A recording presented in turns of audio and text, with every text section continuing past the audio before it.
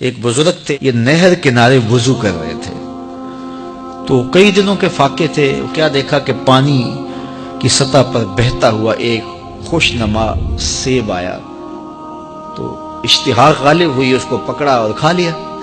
جب کھا چکے تو پھر خیال آیا یہ تو میرا تھا ہی نہیں، یہ تو مال لقطہ تھا، تو میں نے اس کو کھا لیا، اب اس کا مالک کیسے ملے؟ جس سمت سے پانی آ رہا تھا اس سمت سفر شروع کر دیا۔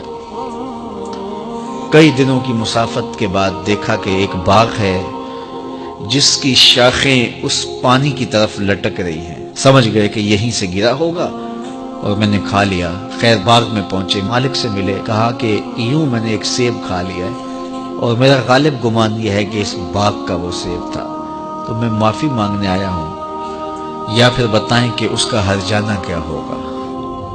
جب مالک باغ نے یہ بات سنی، وہ بھی صاحب نظر تھے، سمجھ گئے یہ تو کوئی در یگانہ ہے، یہ تو کوئی گوہر یکتا ہے، تو تیور بدل لیے۔ کہا ایسے تو نہیں معافی ملے گی۔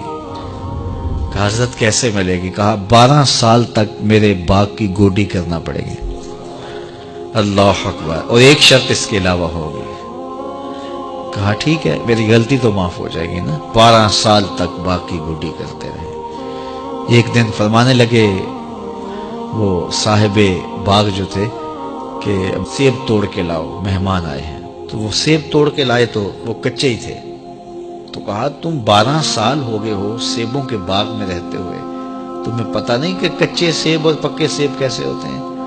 کہا حضرت مجھ سے قسم لے لیجئے 12 سال میں ایک دفعہ بھی نظر اٹھا کے سیبوں کی جانب نہیں دیکھا۔ ایک سیب کھایا تھا، میں تو اس کی سزا بھگت رہا ہوں، میں تو گوڈی کرتا ہوں، اوپر کبھی نظر بھی میں نے نہیں اٹھائی۔ سینے سے لگا لیا، کہا ایک شرط تمہاری پوری ہو گئی، اب دوسری شرط ہے کہ میری ایک بیٹی ہے جو آنکھوں سے نابینا ہے، کانوں سے بہری ہے، بول سکتی نہیں، اور وہ اپاہج بھی ہے، چل بھی نہیں سکتی، اس سے تمہارا نکاح کرنا چاہوں، اگر تمہیں قبول ہے تو معافی ہو جائے گی۔ کہا ٹھیک ہے جی قبول ہے، میرا گناہ معاف ہو جائے، میں زندگی کاٹ لوں گا، کوئی بات نہیں ہے۔ خیر نکاح ہو گیا۔ کہا کہ یہ کمرہ ہے، یہاں آپ کی زوجہ آپ کی منتظر ہے۔ جب وہاں گئے تو ایک خوبرو دوشیزہ منتظر تھی، تو فوراً پلٹے کہ میں غلطی سے کسی اور کمرے میں آ گیا ہوں۔ پلٹتے ہوئے دروازے کی چوگاٹ سے سر پھٹ گیا، خون بہنے لگا۔ جب باہر آئے تو صحن میں پہنچے تو وہ بزرگ وہاں تھے۔ کہا کیا ہوا؟ کہ حضرت ایک غلطی کی سزا اتنی کاٹی، اب کہیں دوسری غلطی نہ ہو جائے، وہ تو کوئی اور ہے خاتون۔ کہا وہی تمہاری زوجہ ہے۔ تو میں بتاؤں کہ وہ بہری کیوں ہے؟ آج تک اس نے غیر محرم کی آواز نہیں سنی۔ تو میں بتاؤں کہ وہ بول کیوں نہیں سکتی؟ آج تک اس نے غیر محرم سے کلام نہیں کیا۔ اندھی اس طرح ہے، آج تک اس نے غیر محرم کو نہیں دیکھا، اور اپاہج اس طرح ہے، چل کے کبھی گھر کی دہلیز سے گئی نہیں ہے۔ تو اس خاتون کا جب نکاح ہوا اور پھر ان سے اللہ نے ان کو ایک بچہ دیا جس کا نام ہے الشیخ عبد القادر جیلانی۔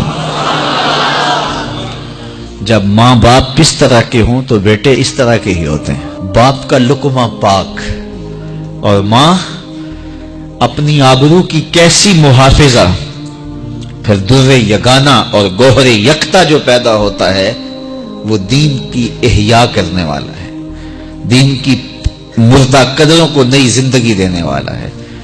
حضرت ملا علی قاری لکھتے ہیں کہ حضور غوث اعظم جب مجلس واعظ کرنے بیٹھتے تو 70 ہزار کا اجتماع آپ کے مجمع میں ہوتا، اور عمومی طور پہ اللہ کی رحمتوں کے حوالے سے بات کرتے، اور جس دن آپ اللہ کے قہر، غضب اور جلال کی بات کرتے کئی جنازے اٹھتے۔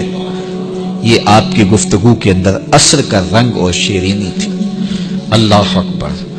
تو باپ دیکھیے کہ رزق کے معاملے میں کتنا محتاط ہے، اور ماں دیکھیے اپنی عصمت کی کتنی حفاظت کرنے والی ہے۔ مائیں بچوں کی تربیت کرتی ہیں، ماؤں کے ذریعے سے پاکیزہ صفت بچے جنم لیتے ہیں، تو لہٰذا ماؤں کو اچھی تربیت کا حامل ہونا چاہیے تاکہ وہ آگے اچھی تربیت خود کر سکے۔